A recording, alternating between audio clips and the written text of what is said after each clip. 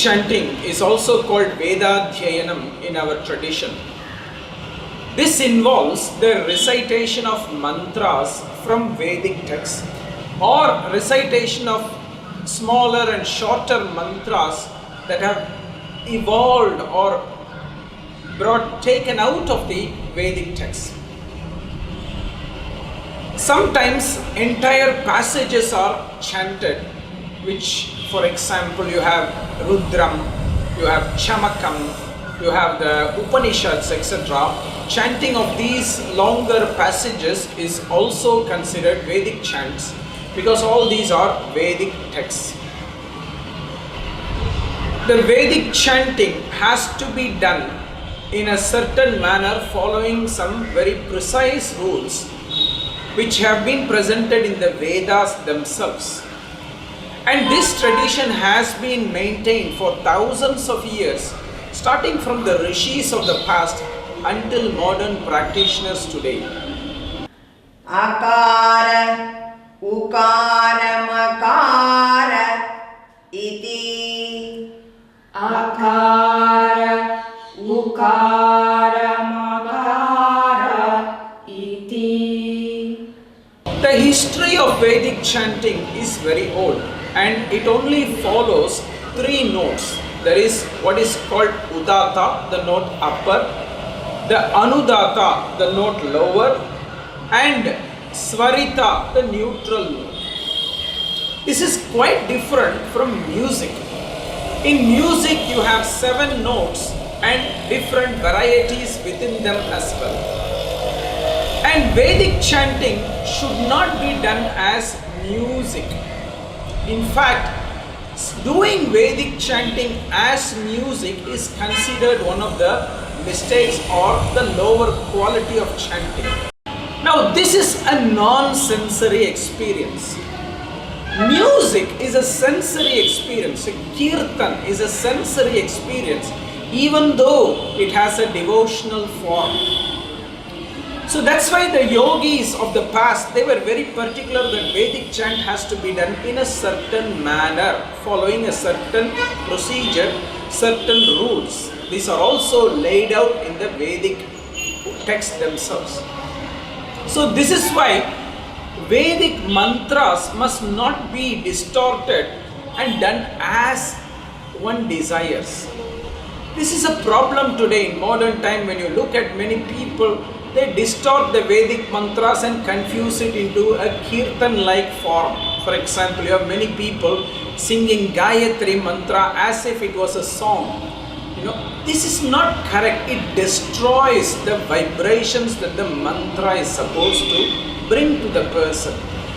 And that's why we have to learn Vedic mantras from a capable, competent teacher who knows these rules, who knows these mechanisms, so that we can fine-tune ourselves into this altered plane of reality and experience the divine in a form that is transcending the senses, that is transcending this world which we perceive through the senses.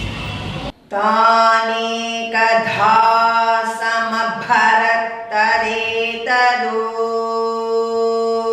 miti. Tāne kadhā samabharattare tadu miti.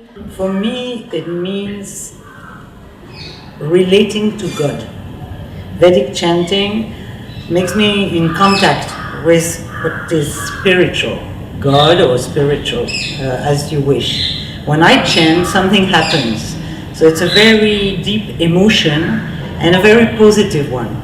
It helps me to feel better, to clear my mind. It has a lot of benefits I cannot say, but I chant every day.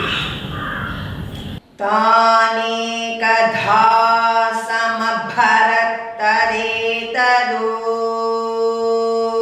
miti. Tāne kadhā samabharattare tadu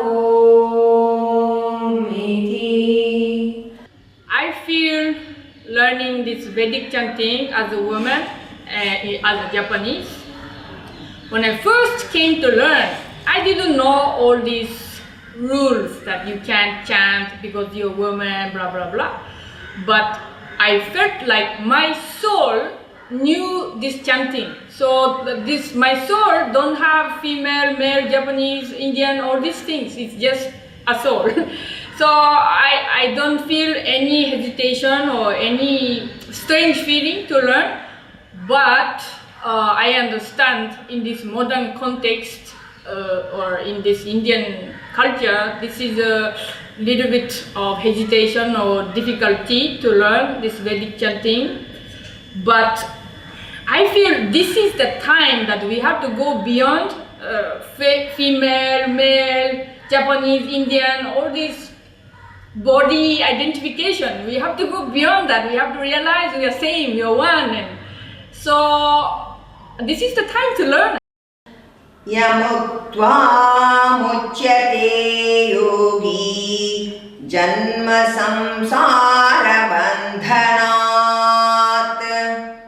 यमुक्त्वा मुच्यते योगी जन्म संसार बन्धनात्. My motivation to come to chanting, especially coming here KHYF, is to be connected with my heart again, and also I feel it's very hard to put it in words, but more than what my mind understands, I feel so much connection to the chanting and to this tradition beyond any logic. I am Japanese, but I feel more home somewhere in my heart. So the connection to something within, very deep, is promoted or motivated by this chanting. So when I chant the Sanskrit word, which is not a Japanese at all, but I feel like a language of the soul to me. So something within me is waking up by these words. Vedic chanting is a very special practice for me. I've been learning since the 80s with Mrs. Menaka Desikachar. At the beginning, very small chants, very small parts for many years. And when I chant, something happens. It connects me to a higher force. It connects me to something spiritual. It connects me to God. You call it what you want. So I want to know more about Vedic chanting because I've started to teach yoga, sutras, asanas, and some chanting. So I have to learn more and I have to know more about it. And I naturally chose the KHYF because it is for me the tradition and the only one. I have to be here. Namo Narayanayeeti mantro pasakaha.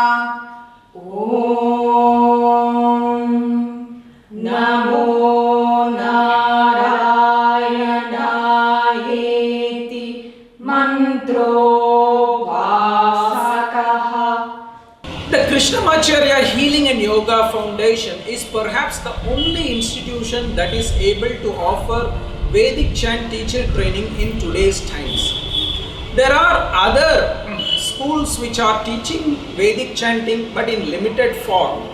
But because of certain limitations, they are not able to offer the kind of training that the Krishnamacharya Healing and Yoga Foundation is able to offer. In the KHYF Vedic Chant teacher training, participants are taught classical method of chanting, following very strict rules, but at the same time in an ambience which is very open, very enjoyable, where students are able to open their hearts, they are able to feel safe. They are also given meanings of these Vedic chants, which is also not usually offered by many teachers, because many teachers are of the opinion that Vedic chanting must be done without knowing the meaning. And also in the teacher training, we have teaching of Sanskrit language so that people can benefit from the value of chanting in Sanskrit and making learning the chants in Sanskrit easier. So we have an excellent teacher of Sanskrit who is teaching the students very precisely this ancient language. And therefore, there is a comprehensive learning that participants benefit from in an ambience that is safe, in an ambience that is opening of the heart, and in an ambience where they evolve and transform into wonderful gems. I chose to do the training in KHYF because this is the only place I want to learn. After 5 years that I was kind of disconnected with this KHYF, in that period, the chanting and what I learned came more and more alive within me. And I cannot disconnect myself from that. I don't have the right to do that. And the way and the sound and the way they teach, I know because I listen to some other chanting in other tradition and things like this, but it doesn't really ring a bell to me. This is the only tradition that really ringing a bell to me, so I don't have any other option. Vaikuntha bhuvana lokam gamishyati. Vaikuntha bhuvana lokam gamishyati. Tadidam param pundarikam vijnana ghanam. Tadidam param pundarikam vijnana ghanam. The main faculty for the Vedic chant teacher training is Desikachar. She is one of the most senior faculty in the tradition of Krishnamacharya and TKV Desikachar. She began studying way back in the early 70s, probably 1970, maybe even 1969. And she is one of those rare students still there today, especially rare female students still there today, who has had the great privilege of learning chanting from the great T Krishnamacharya himself. And she is a remarkable teacher who is able to bring every student to their best chanting potential. Then we have Professor Sriram, who is a doctorate from the University of Madras. He is a Sanskrit scholar, a Vedantic scholar, who is teaching the students the Sanskrit language and the rules about the Sanskrit language, and in his hands the students are guaranteed to learn this very wonderful language in a very, very easy and skillful manner.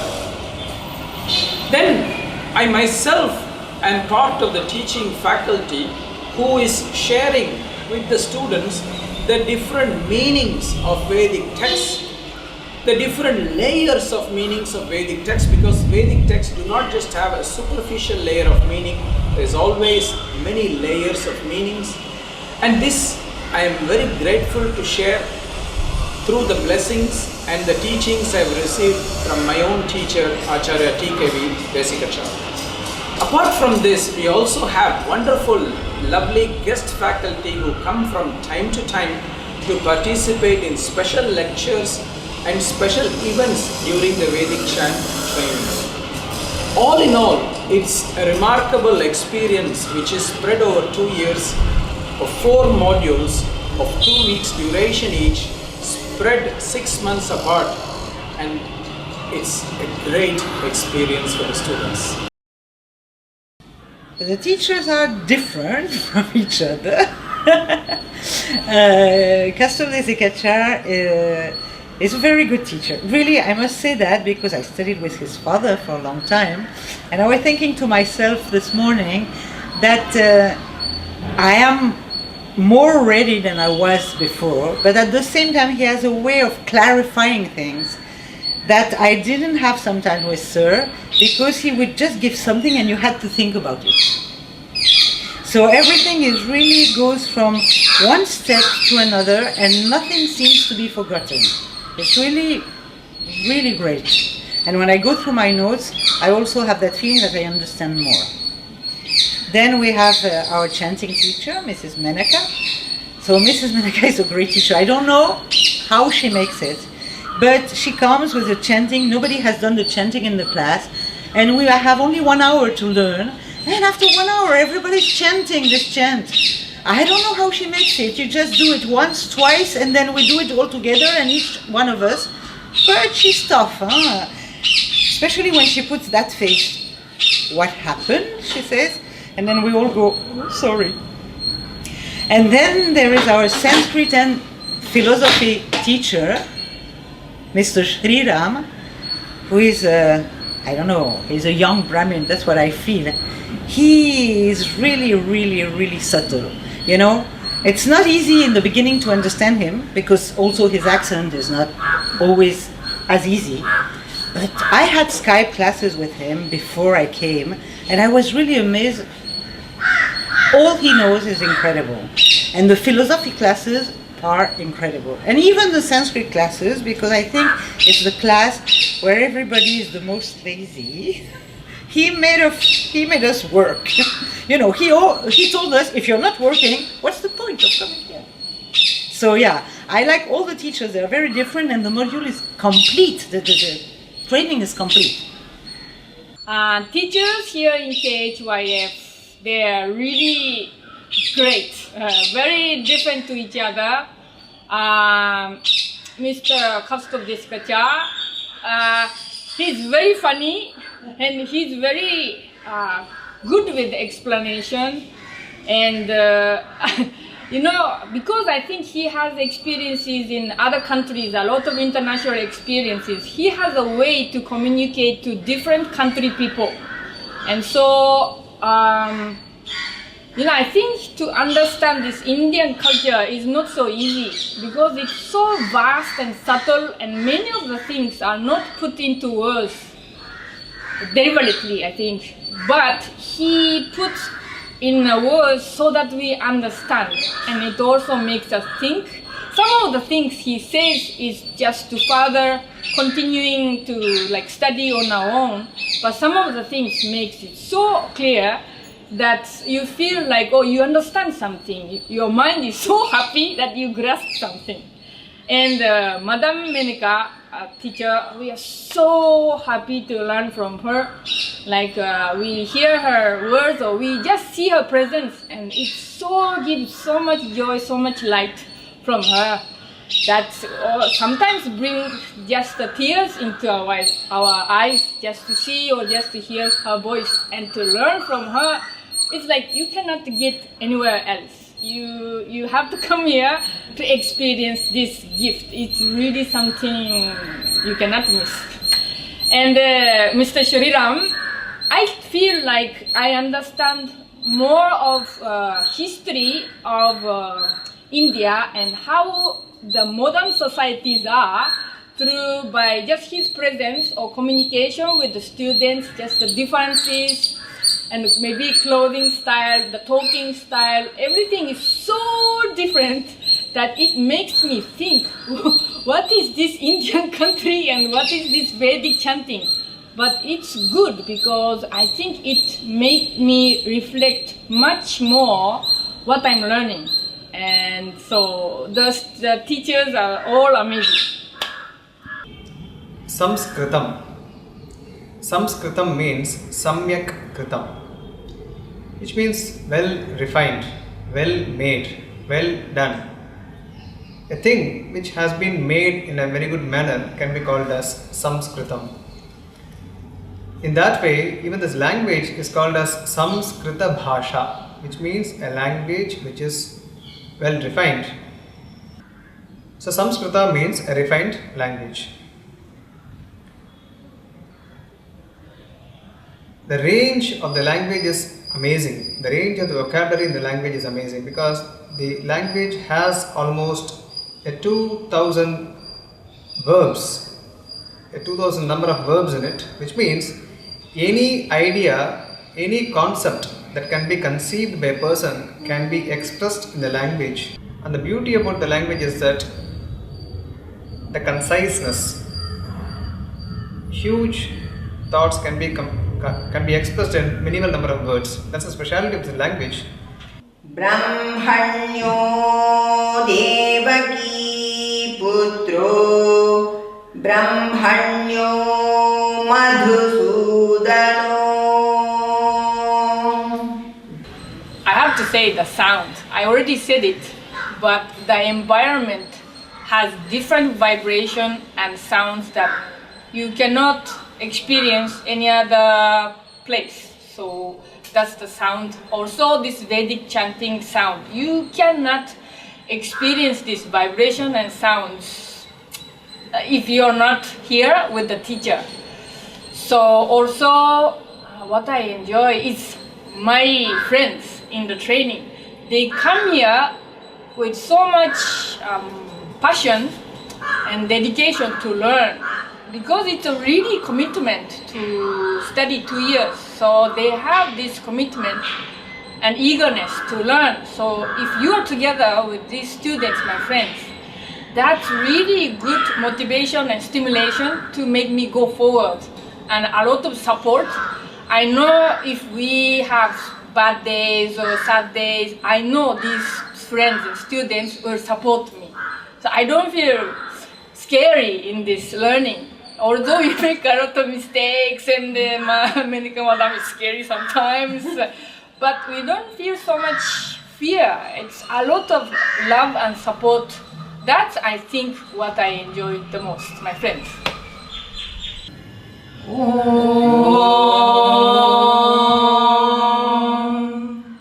Sahana bhavatu sahanau bhunaktu sahaviryam karavavahai tejasvinavadhitamastu ma vidvishavahai.